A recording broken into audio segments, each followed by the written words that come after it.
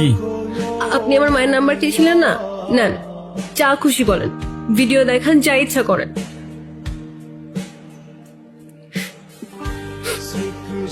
হ্যাঁ রে বল। Hello aunty, আসসালামু আলাইকুম।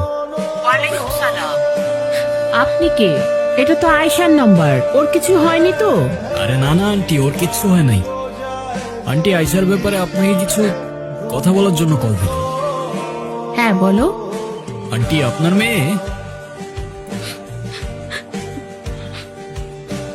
মেয়ে তো অসাধারণ একজন মানুষ। আমি ওর ক্যাম্পাসেরই ফ্রেন্ড। ক্যাম্পাসের সব টিচাররাই ওকে অনেক ভালোবাসে। ক্যাম্পাসে ওর মতো আরেকটা মেয়েও নেই। তাই ভাবলাম যে মেয়ে এত ভালো, তার মা না যেন কত ভালো মনে মানুষ। তাই ওকে বললাম আপনার সাথে একটু কথা বলার সুযোগ করে দিতে। ও মা, তাই নাকি? Thank you thank you. তুমি তো খুব সুন্দর করে কথা বলো। শুনো, তুমি আয়েশার সাথে আমাদের বাসা আসবা, কিন্তু তোমার কিন্তু দাওয়াত রইলো। ঠিক আছে আন্টি, আসবো ইনশাআল্লাহ। ভালো থাকবেন আপনি। আল্লাহ হাফেজ। কথা বলো।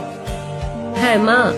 হ্যাঁ রে, ছেলেটা কি দেখতে? কি অনেক সুন্দর, হ্যান্ডসাম নাকি খুব?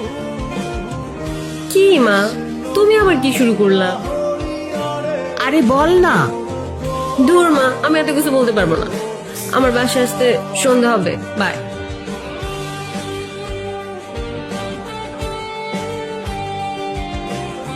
আপনি আমার মাকে কিছু বললেন না কেন? সে তো আমি এমনিও বলতাম না। তুমি তো লিটারালি কান্না করছিলে। আমি তো নিজেও বুঝতে পারিনি তুমি এতটা ভয় পেয়ে যাবে।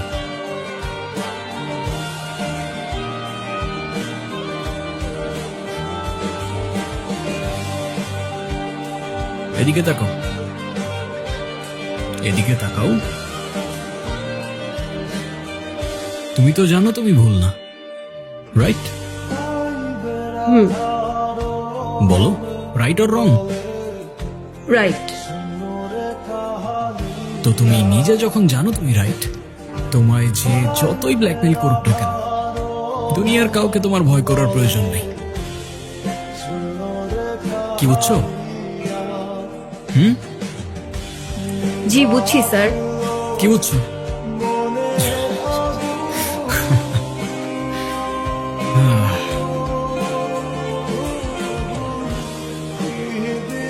আবারও রাজধানীতে পাওয়া গেল সেই জেল পলাতক দলের আর এক আসামির লাশ।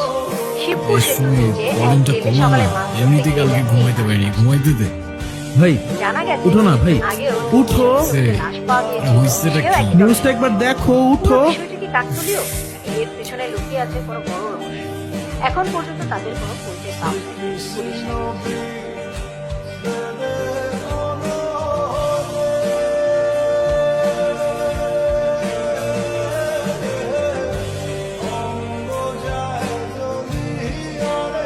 ও, আপনারা চলে এসছেন? অনেক ঝামেলার মধ্যে আছি, আপনাদের জন্য অপেক্ষায় ছিলাম। স্যার কি খুব চাপে আছেন নাকি? না না না, কোনো চাপে নেই। আপনারা এসছেন, চাপ কোথায়? কি হয়েছে স্যার? আমার বিয়ে খাবেন? না স্যার, কিন্তু কিন্তু বিরিয়ানি থাকলে। ওই মিয়া, কয়দিন আগে যে নিউজ করে নিয়ে গেলেন, কই কোথাও তো দেখলাম না। আমরা শুধু বিরিয়ানিতে মশলা খাই স্যার, ভিউজের জন্য সেটা নিউজে দিই না।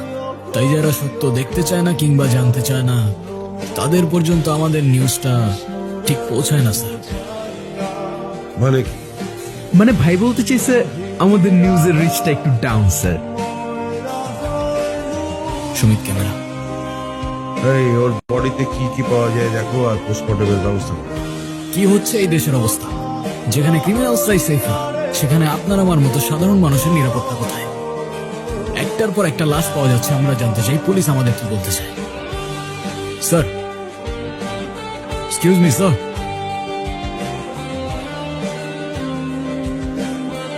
স্যার, একটার পর একটা মার্ডার হয়ে যাচ্ছে, আপনাদের ইনভেস্টিগেশনের ডিটেলস আমাদের জনতা জানতে চায়। আসলে কেসটা খুব কনফিডেন্সিয়াল, পাবলিকলি বলাটা খুব ডিফিকাল্ট। তারপরে আপনারা তো নাচুরবান্ধা, আপনাদের না বললেই তো নয়। আসলে যে মার্ডার হয়েছে সে জেল পালাতক আসামি।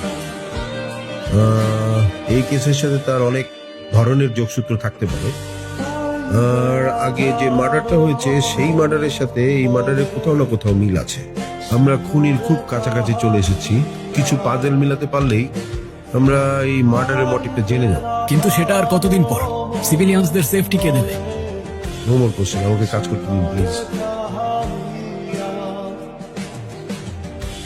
ক্রিমিনাল জেল থেকে পালিয়ে গেলে তাদের কিছুই করার থাকে না। সেই ক্রিমিনাল খুন হলে তারা খুনিকে খুঁজতে পারে না। পুলিশ কতদিন এভাবে নিজেদের দায়কে এড়িয়ে চলবে? প্রশ্ন আমাদের জনতার। তবে খুনি আসলে কে? হতে পারে সে আপনার আশেপাশেই আছে, চায়ের দোকানে, শপিং মলে, রাস্তার পাশে কিংবা আপনার সামনে।